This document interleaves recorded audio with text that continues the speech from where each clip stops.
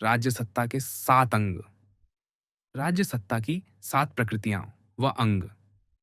आत्मगुण संपन्न राजा छोटे देश का स्वामी होता हुआ भी प्रभुत्व सत्ता की प्रकृतियों से युक्त होकर अपनी नीति के बल से सारी पृथ्वी को जीत सकता है और कभी पराजित नहीं होता। किसी राज्य की प्रभुत्व सत्ता की 7 प्रकृतियां अथवा 7 अंग होते हैं: स्वामी, अमात्य, जनपद, दुर्ग, कोष, दंड तथा मित्र। इन सातों प्रकृतियों के संपन्न होने पर राष्ट्र प्रभुत्व सत्ताधारी अथवा सर्वोपरि शक्तिशाली बनता है। ऐसा ही राष्ट्र अपनी समस्त प्रजाओं पर पूर्णतया अधिकृत होता है और परराष्ट्रों के आक्रमण अथवा हस्तक्षेप से उनकी रक्षा कर सकता है।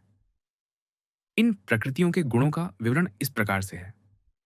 प्रथम, स्वामी राजा में इन गुणों का होना आवश्यक है। वह उत्तम कुल में उत्पन्न, धार्मिक, सत्यवादी, सत्य प्रतिज्ञ, सत्व संपन्न, वृद्धों का मान करने वाला, कृतज, ऊंचे उद्देश्य वाला, महोत्साही, कार्य में देर न करने वाला, समर्थ सामंतों से युक्त, दृढ़मति, उत्तम परामर्शदाता को परिषद में बैठाने वाला, विनयशील तथा शास्त्र मर्यादा को जानने की अभिलाषा वाला होना चाहिए। वही राजा बुद्धिगुण संपन्न माना जाता है, जिसमें सुनने की इच्छा, सुनकर ग्रहण करने, धारण करने तथा जानने और जानकर तर्क वितर्क द्वारा निर्णय करने की इच्छा रहती है। वही राजा उत्साह गुण संपन्न माना जाता है, जिसमें शूरता, अमर्ष, क्रोध, शीघ्रता, कार्य में देर न करना तथा दक्षता, चतुराई के गुण होते हैं। इसके अतिरिक्त राजा अर्थपूर्ण वचन बोलने में कुशल, प्रतिभा संपन्न, स्मृति शक्ति युक्त, उन्नत चित्त, अकार्य का सुखपूर्वक निवारण करने योग्य, हाथी, घोड़े, शस्त्र आदि चलाने की विद्या में निपुण, विपत्ति के समय शत्रु पर चढ़ाई करने वाला, उपकार तथा अपकार में यथायोग्य बदला देने वाला, लज्जाशील, दुर्भिक्ष आदि आपत्तियों में प्रजा के लिए अन्न का विनियोग करने वाला, दीर्घदर्शी, परिणामदर्शी, देश काल के अनुसार पुरुषार्थी, संधि विग्रह का सम्यक जाता, त्याग, नियम अनुकूल कोषपण बढ़ाने वाला, शत्रु के छिद्र को पहचानने वाला, अपने आकार को छिपाने वाला, दीन पुरुषों की हंसी न करने वाला, टेढ़ी भौहों से न देखने वाला, काम, क्रोध, लोभ, मोह, अहंकार, ईर्ष्या, पिशुनता आदि दुर्गुणों से रहित, प्रियभाषी, स्मितवदन तथा वृद्धों के उपदेश पर आचरण करने वाला हो। प्रभुत्व सत्ता के द्वितीय अंग अमात्य, राज्य मंत्री के आवश्यक गुणों तथा योग्यताओं का वर्णन प्रथम अधिकरण में कर दिया गया है।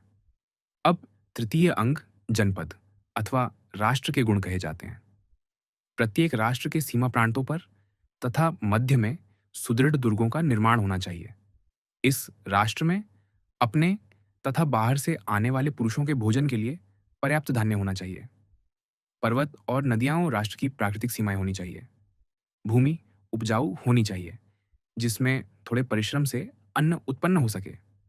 यह भूमि कीचड़, पत्थर, ऊसर, विषम स्थान, कंटक श्रेणी, सिंह आदि हिंसक जंतु तथा भीषण वन से रहित होनी चाहिए, जिसमें खनिज पदार्थ, लकड़ी, पशु आदि की कमी न हो, जहाँ की जलवायु स्थायी और स्वस्थवर्धक हो, जहाँ गौ आदि पशुओं से पूर्ण गोचर स्थान हो, जल की वर्षा के बिना भी अदेव मात्रक, जहाँ अन्न प्रचुरता से उत्पन्न हो सकता हो, जहाँ के किसान परिश्रमी और भूमि कर देने में समर्थ हों, जहाँ स्थल तथा जल मार्गों द्वारा यातायात की पूरी सुविधा हो, जहाँ सारे युक्त पुण्य वस्तुओं का क्रय विक्रय होता हो और जहाँ की प्रजा सामान्यतः भक्त और पवित्र आचार वाली हो। दुर्ग नामक चौथी प्रकृति का वर्णन द्वितीय अधिकरण में किया जा चुका है। कोश नाम के पंचम अंग के निम्नलिखित गुण आवश्यक हैं। ये कोश पूर्वजों द्वारा या स्वयं धर्मपूर्वक संग्रह किया गया हो। इसमें स्वर्ण तथा रजत की प्रचुरता हो एवं अमूल्य रत्नों का संचय भी हो। ये कोश दुर्भिक्ष आदि दीर्घकालीन विपत्तियों को सहन करने योग्य हो। कोश संग्रह का सविस्तार विवरण आगे किया जाएगा। दंड संपत नामक छठे अंग का अभिप्राय राज्य की रक्षा के लिए संगठित सेना से है। इस सेना में पिता पितामह की परंपरा से चले आते हुए अनुशासन में सुशिक्षित वीर सैनिक हों। इन सैनिकों के पुत्र तथा स्त्रियों के निर्वाह का उचित प्रबंध होना चाहिए। विशेषतः सैनिकों के प्रवास, चढ़ाई के लिए में जाने पर उनके कुटुंब के भरण-पोषण की व्यवस्था सर्वथा संतोषजनक होनी चाहिए। ये सैनिक दुःख सहन करने में समर्थ, युद्ध विद्या में विशारद, अप्रतिहत गति से आगे बढ़ने वाले और राजा की वृद्धि करने वाले हों। सप्तम अंक मित्र संपत्ति से अभिप्राय उस मित्र वर्ग से है जो पितृपितामह क्रम से चला आता हो, नित्य राज्य का हितैषी हो, किसी प्रकार का भेद न मानने वाला हो और छोटे बड़े सब कार्यों में सहायता करने वाला हो।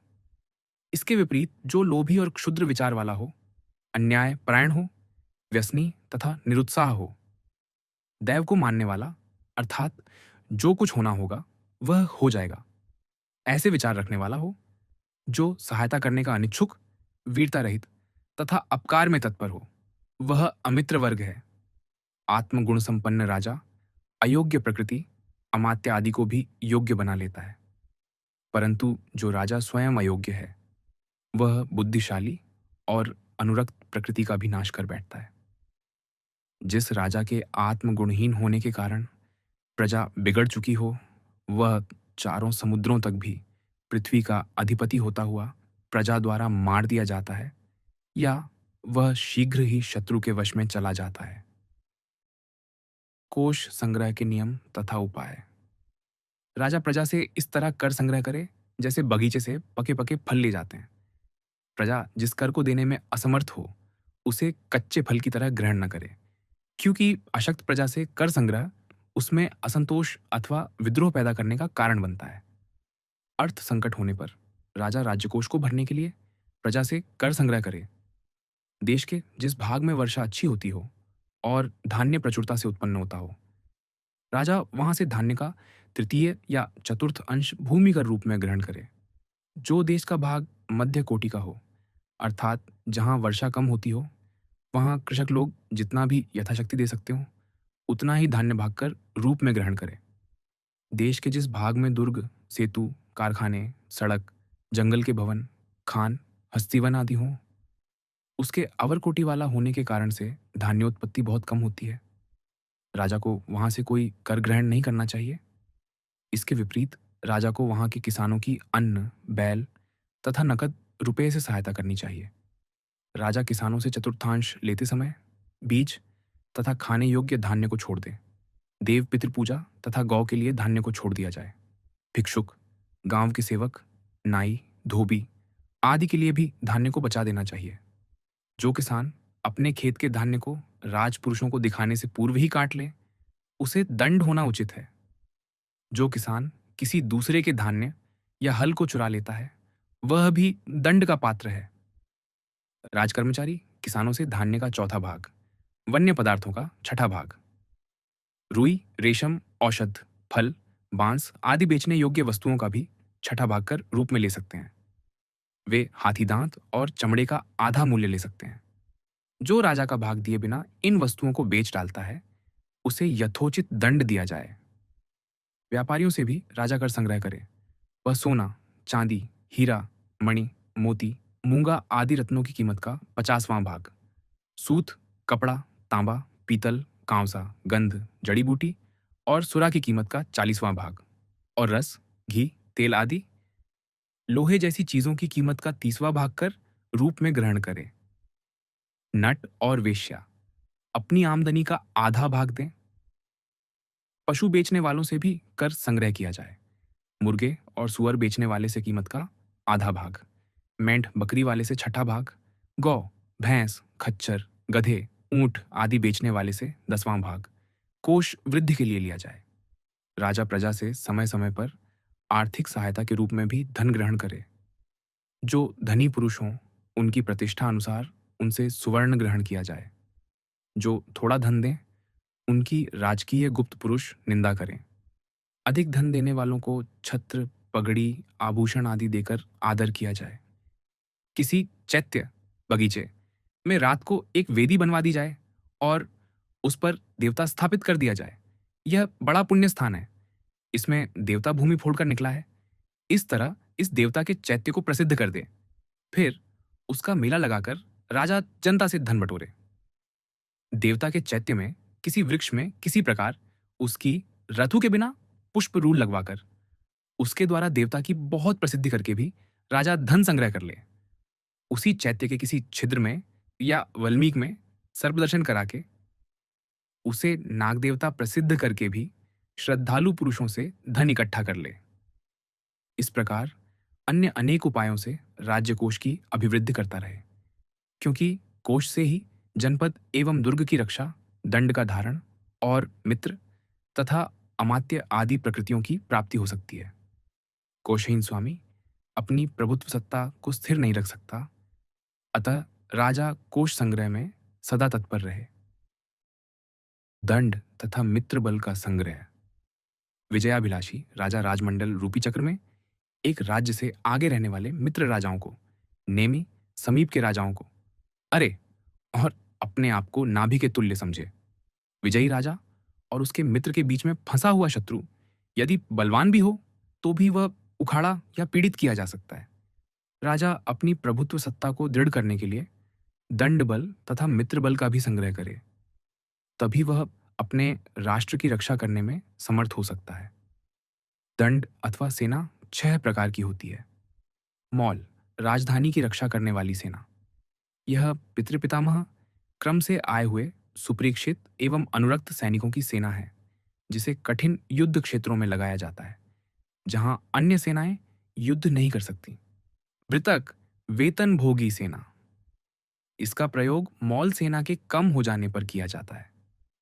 इसके सैनिक वेतन ग्रहण करने की इच्छा से युद्ध में भाग लेते हैं। श्रेणी, गिरोह बनाकर लड़ने वाली सेना।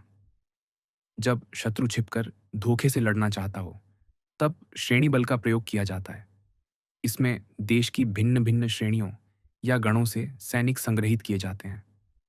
मित्र, युद्ध की सफलता के लिए जब किसी मित्र राजा की सेना की सहायता ग्रहण की जाए, उसे मित्र बल कहते हैं।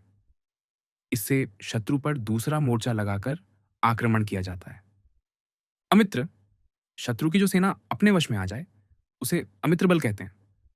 इसे अपने सीधे निरीक्षण में प्रयोग करना उचित है। इसे लड़ने के अतिरिक्त युद्ध के अन्य कार्यों, खाई खोदना, सामान ले जाना, रसद पहुंचाना आदि पर लगाना उपयुक्त है, जहां वे अपने पक्ष की सेना में जाकर मिल न सके। आठविक सेना, वह जो शत्रु देश में जाने के समय मार्ग निर्देशन का काम करती है। वह शत्रु की आठविक सेना से युद्ध करने में बहुत सहायक होती है। इनके अतिरिक्त एक और भी सेना होती है, जिसे औत्साहिक कहते हैं। यह सेनापति से रहित, अनेक जाति के वीरों से युक्त तथा राजा की आज्ञा से बनी या स्वतंत्र बनी होती है। इसका काम शत्रु देश में लूट मार करना होता है। कुछ पूर्वाचार्यों का मत है कि ब्राह्मण, क्षत्रिय, वैश्य और शूद्र सेनाओं में तेज की प्रधानता के कारण पूर्व वर्ण की सेना संग्रह के लिए उत्तम होती है, परंतु कौटिल्याचार्य का कहना है कि ऐसा नहीं है। ब्राह्मण बल नमस्कार करने मात्र से शत्रु को क्षमा कर देता है। अतः शस्त्र विद्या में कुशल क्षत्रिय सेना ही सर्वश्रेष्ठ मानी जानी चाहिए। बहुत से वीर पुरुषों से युक्त वैश्य या शूद्र की सेना हो तो उसे भी उत्तम ही समझना चाहिए। हाथी सेना के मुकाबले में हाथी, यंत्र, कुंत, पाश एवं शल्यधारी सेना का प्रयोग ही उचित है। रथ बल के सम्मुख अंकुश, कवच, ग्राहिणी, कौंचा आदि शस्त्रों से युक्त सेना युद्ध के लिए भेजनी चाहिए। अश्व सेना का मुकाबला करने के लिए कवचधारी अश्वारोही सैनिक भेजना उचित है। पैदल के सामने शस्त्र सुसज्जित पैदल सेना भेजनी चाहिए। इस तरह चतुरंगिणी सेना की व्यवस्था करनी चाहिए। राजा अपनी सेना के प्रत्येक अंग को पुष्ट करे और शत्रु की पुष्टि में विघ्न डालता रहे। इस प्रकार सेना का आयोजन शत्रु को पराजित करने में समर्थ होता है। राजा को मित्र संपत्ति का भी संग्रह करना चाहिए, साथ ही उसको अमित्र बल का भी ज्ञान रखना चाहिए और उसे सदा वश में रखने का प्रयत्न करना चाहिए। राजा के चारों ओर समीप की भूमि में बसा हुआ दूसरा राजा स्वभाव से अमित्र या शत्रु होता है, परंतु इस शत्रु के साथ अर्थात बीच में एक राज्य पड़ने पर आगे जो राजा होता है वह स्वभाव से मित्र होता है। क्योंकि वह कि भी अपने पड़ोसी का शत्रु होता है। उस प्रकृति मित्र के अनंतर का राजा अरिमित्र, शत्रु का एक व्यवधान होने से उसका मित्र। तदनंतर मित्र मित्र, अपने मित्र का एक व्यवधान होने से मित्र, अतः अपना ही मित्र, तथा अंत में अरिमित्र अर्थात अपना शत्रु होता है। इस तरह राजमंडल की रचना को अच्छी तरह जान लेना चाहिए और तदनुसार सावधान होकर व्यवहार करना चाहिए। प्रत्येक विजिगीषु राजा मित्र तथा अमित्र का विवेक करके अपनी त्रिविध शक्तियों को बढ़ाने की चेष्टा करे और उनके द्वारा त्रिविध सिद्धियों को संग्रहित करे। त्रिविध शक्तियां ये हैं: मंत्र शक्ति, ज्ञान बल प्राप्त कराने की शक्ति, प्रभु शक्ति, कोश तथा दंड बल प्राप्त कराने की शक्ति, उत्साह शक्ति, पराक्रम का बल प्राप्त कराने की शक्ति। इसी प्रकार सिद्धि भी 3 प्रकार की है: मंत्र शक्ति से सिद्ध होने वाली मंत्र सिद्धि, प्रभु शक्ति से सिद्ध होने वाली प्रभु सिद्धि और उत्साह शक्ति से सिद्ध होने वाली उत्साह सिद्धि। इन शक्तियों और सिद्धियों से युक्त राजा उन्नत तथा बलवान माना जाता है। इनसे ही अनवनत तथा दुर्बल कहा जाता है। अतः राजा अपने भीतर इन शक्तियों और सिद्धियों को धारण करने का प्रयत्न करे। ऐसा करने से विजयाभिलाषी राजा राजमंडल रूपी चक्र की नाभि में स्थित होकर मित्रों का संग्रह और अमित्रों का वशीकरण कर सकता है। राज्यांगों की विपत्तियों का सापेक्ष महत्व। राजा जिन जिन कारणों से अमात्य दंडकोश आदि राज्यांगों पर विपत्ति आती हुई देखे, वह उन कारणों का पहले ही बड़ी सावधानी से प्रतिकार अथवा निराकरण कर दे। स्वामी, अमात्य, जनपद, दुर्ग, कोश, सेना और मित्र राज्य के इन सप्तांगों में पीछे की अपेक्षा पहले पर आई हुई विपत्ति को अधिक भयावह माना जाता है। परंतु आचार्य भारद्वाज इस मत को नहीं मानते। उनका कथन है कि स्वामी और अमात्य के संकट में स्वामी की अपेक्षा अमात्य पर आया हुआ संकट अधिक दुखदायी होता है, क्योंकि मंत्र, फल की प्राप्ति, कार्यों का अनुष्ठान, आय व्यय, सेना का संगठन, शत्रु और वंचरों का प्रतिकार, राज्य रक्षा, व्यसनों से बचाना, कुमार रक्षण, कुमारों का अभिषेक आदि सारी बातें अमात्यों के अधीन होती हैं। यदि अमात्यों को कोई हानि पहुंचेगी तो इन सारे कार्यों का विनाश होगा। अमात्य के बिना राजा की वही अवस्था होती है जो पर कटे हुए पक्षी की होती है। विपत्ति उपस्थित होने पर राजा स्वयं कुछ भी चेष्टा नहीं कर पाता। फिर अमात्य राजा के समीप न रहने से शत्रु द्वारा तोड़-फोड़ लिए जाते हैं। यदि वे बिगड़ उठें तो राजा के प्राणों की बाधा खड़ी हो जाती है। आचार्य कौटिल्य भारद्वाज से सहमत नहीं। उनका कथन है कि अमात्य की अपेक्षा राजा की विपत्ति अधिक भयावह है। मंत्री, पुरोहित, अध्यक्ष आदि की नियुक्ति, सेना, जनपद, दुर्ग आदि की व्यवस्था तथा समृद्धि राजा स्वयं ही करता है। यदि अमात्य व्यसन में फंस गए हों तो उनके स्थान पर अन्य व्यसनहीन अमात्यों को राजा नियुक्त कर सकता है। पूज्य के पूजन तथा दुष्ट के निग्रह में राजा ही तत्पर होता है। यदि राजा योग्य हो तो अपनी प्रकृति से अमात्य आदि को संपन्न बना सकता है। राजा जिस आचरण का होता है उसके अमात्य आदि भी उसी आचरण के बन जाते हैं। इनकी उन्नति और अवनति राजा के ही अधीन है। अतः इन 7 प्रकृतियों में मुख्य प्रकृति राजा ही माना गया है और राजा पर आई विपत्ति भीषणतम विपत्ति मानी गई है, जिसका प्रतिकार सर्वप्रथम होना आवश्यक है। अमात्य और जनपद में संकट उपस्थित होने पर जनपद व्यसन भारी माना जाना चाहिए, ऐसा विशालाक्ष आचार्य का मत है, क्योंकि कोश, सेना, वस्त्र, लोहा, तांबा, मृत, अन्न आदि सब पदार्थ जनपद से प्राप्त होते हैं। यदि जनपद की क्षति होगी तो इन सब पदार्थों की क्षति हो जाएगी। इन पदार्थों के न मिलने से राजा और अमात्य का भी नाश ही समझना चाहिए। परंतु कौटिल्य आचार्य इस मत के विरुद्ध हैं। वे तो जनपद के सब कार्यों को अमात्य के अधीन मानते हैं। जनपद के दुर्ग, कृषि आदि कार्यों की सिद्धि राजकीय परिवार और प्रांतपाल आदि द्वारा योगक्षेम साधन, विपत्तियों का प्रतिकार, निर्जन स्थलों का बसाना, उनका विकास करना, दंड देना और राज्य कर का संग्रह करना, इन सारे कार्य अमात्यों के बिना नहीं हो सकते। अतः अमात्यों पर पड़ी विपत्ति का अधिक महत्व है और उसका प्रतिकार पहले किया जाना आवश्यक है। जनपद, राष्ट्र और दुर्ग व्यसन में दुर्ग व्यसन अधिक महत्वशाली है। यह पराशर का मत है।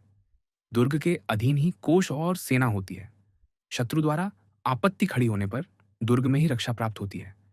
परंतु कौटिल्य आचार्य का मत है कि दुर्ग, कोष, सेना, सेतु बंधन, कृषि, व्यापार आदि सभी जनपद के अधीन है। यदि नगर या राष्ट्र न हो तो पर्वत और द्वीपों के जनपद भी सूने पड़े रहते हैं। अतः दुर्गों की अपेक्षा जनपद के व्यसन का प्रतिकार प्रथम अपेक्षित होना चाहिए। दुर्ग और कोष के व्यसन में कोष व्यसन को पिशून आचार्य अधिक महत्व देते हैं। दुर्गों की मरम्मत और दुर्ग रक्षा कोष के ही अधीन है। कोष से ही सैनिक शक्ति का संग्रह किया जा सकता है और शत्रु को जीता जा सकता है। कोष के आश्रय से ही व्यसन से छुटकारा पाया जा सकता है। केवल दुर्ग के आश्रय से कुछ नहीं बन सकता। परंतु कौटिल्याचार्य इस मत को ठीक नहीं मानते। वे तो कोष और सेना को भी दुर्ग के अधीन मानते हैं। यदि दुर्ग न हो तो कोष ही दूसरों के पंजों में चला जाएगा। जिनके पास दृढ़ दुर्ग होते हैं उनका उच्छेद नहीं हो सकता। कोष और सेना के संकट उपस्थित होने पर सेना का संकट अधिक दुखदायी है, ऐसा कौणपदंत आचार्य मानते हैं। सेना के होने से ही मित्र और शत्रु का निग्रह होता है। यदि सेना न हो तो निश्चित कोष का विनाश होकर रहेगा। कौटिल्याचार्य इस मत से भी सहमत नहीं। वे तो कोष के अधीन सेना को मानते हैं। यदि कोष न हो तो सेना भी शत्रु के पास चली जाती है या स्वामी को ही मार देती है।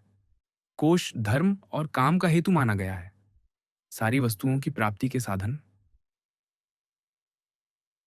कोष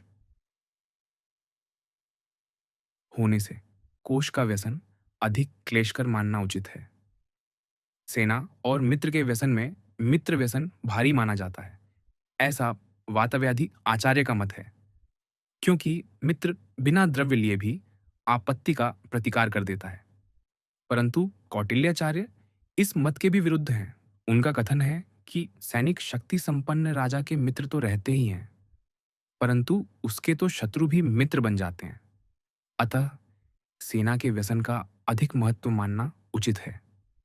जब राज्य की प्रकृतियों पर एक साथ संकट उपस्थित हो तो राजा सबसे प्रथम अपनी रक्षा करे, तदनंतर अमात्य, जनपद, दुर्ग आदि शेष प्रकृतियों की रक्षा करे। राज्य संकटों का निवारण। राजा राज्य संकटों के उत्पन्न न होने तथा हो जाने पर उनके निवारण करने का यत्न करे। वह देश की समृद्धि के लिए सदा सचेष्ट रहे और उन सब बाधाओं के नाश में तत्पर रहे जो समृद्धि के मार्ग में रुकावटें पैदा करती हों। राज्य का सबसे बड़ा संकट वैर राज्य अर्थात राजा का न होना है। वह दैव राज्य, एक राज्य में दो राजाओं का होना, से भी बुरा है। राज्य में दो राजा तो प्रजा को अधिक अधिक अनुग्रह द्वारा संतुष्ट करना चाहते हैं और अपने अपने प्रभुत्व की स्थापना करना चाहते हैं। जो प्रजा की अधिक संतुष्टि तथा स्वीकृति प्राप्त कर लेता है, समयांतर से एकदम राजा बन जाता है। वैर राज्य में तो बलवान निर्बल को खा जाता है। प्रजा के प्रत्येक व्यक्ति का जीवन संशय आवृत्त रहता है और प्रजा का सर्वनाश हो जाता है। राज्य का दूसरा बड़ा संकट राजा का शास्त्र चक्षु से हीन होना है। जो शास्त्र विद्या से रहित है वह प्रजा में न्याय की व्यवस्था नहीं कर सकता। परिणाम स्वरूप प्रजा अत्यंत पीड़ित हो जाती है। कौटिल्य का कथन है कि शास्त्रहीन अंधे राजा को मंत्री शीघ्र ही कुपटगामी बना देते हैं और मनमानी करके उस राजा और राज्य का नाश कर देते हैं। राज्य का तीसरा संकट प्रजा का व्यसनी होना है। अशिक्षा सब व्यसनों की जननी है। अशिक्षित व्यक्ति व्यसनों में लिप्त होकर क्रोध और काम का शिकार बन जाते हैं। कौटिल्य का मत है कि काम से द्वेष, शत्रु उत्पत्ति तथा दूसराखों की प्राप्ति होती है और काम पराजय तथा द्रव्यनाश का हेतु होता है। काम से ग्रस्त लोग मृगया, शिकार, धूत, जुआ, स्त्री संग और सुरापान, इन चार पापों की तरफ तीव्रता से प्रवृत्त होते हैं। मृगया और द्यूत में मृगया, बड़ा व्यसन है, ऐसा पिशूनाचार्य का मत है, क्योंकि मृगया में चोर, शत्रु, हिंस्र जंतु, दावानल, पर्वत आदि से गिरने, मार्ग भूल जाने तथा भूख प्यास का बड़ा भय रहता है। यहाँ तक कि प्राणों पर भी आ बनती है। द्यूत में तो 500 का खिलाड़ी जीत ही लेता है।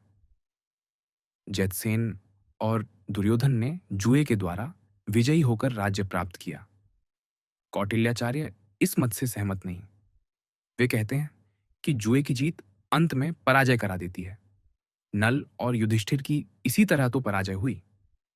दूसरी बात यह है कि जुए में जीता हुआ धन मनुष्य के मांस के तुल्य होता है और उससे वैर का सिलसिला चल पड़ता है। जुए से धर्मपूर्वक कमाए हुए धन का नाश होता है। अधर्म से धन उत्पन्न किया जाता है।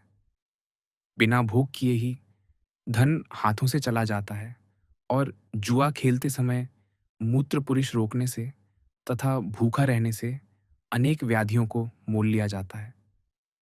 मृगया में तो व्यायाम, कफ पित्त भेद श्वेत का नाश, चंचल शरीर पर लक्ष्य वेधन का अभ्यास, क्रोध और भय के स्थान पर प्राणियों की चेष्टा और मनोवृत्ति का ज्ञान, ये गुण होते हैं।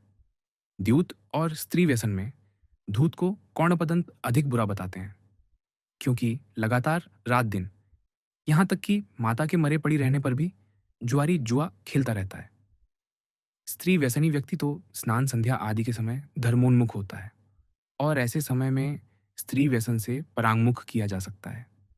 परंतु कौटिल्याचार्य का कथन है कि धूत में हारी हुई वस्तु तो फिर जीती जा सकती है, परंतु स्त्रियों को सौंपी हुई वस्तु फिर वापस नहीं आती।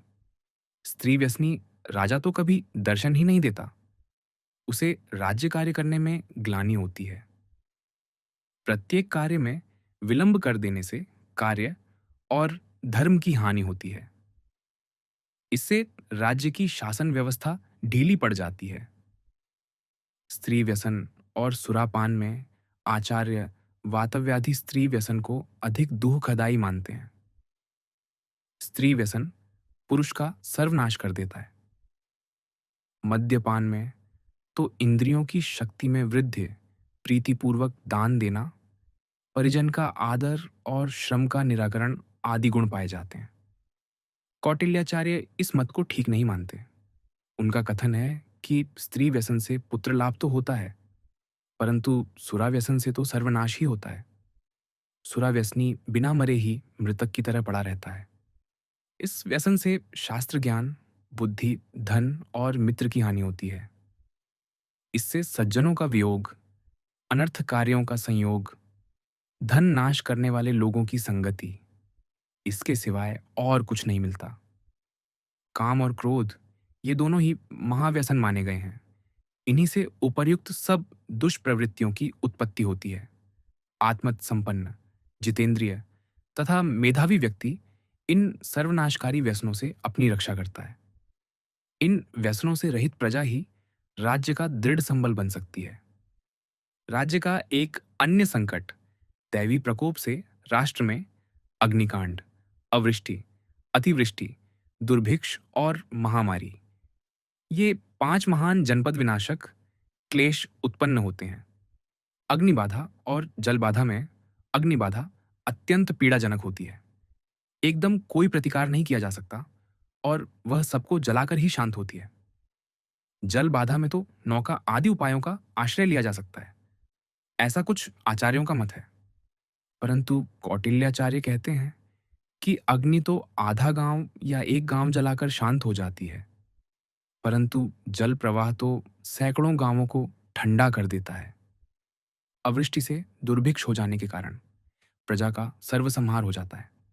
जल बाधा से अनेक व्याधियां और महामारियां आरंभ हो जाती हैं, जिनसे सहस्रों जनपदों का ध्वंस हो जाता है।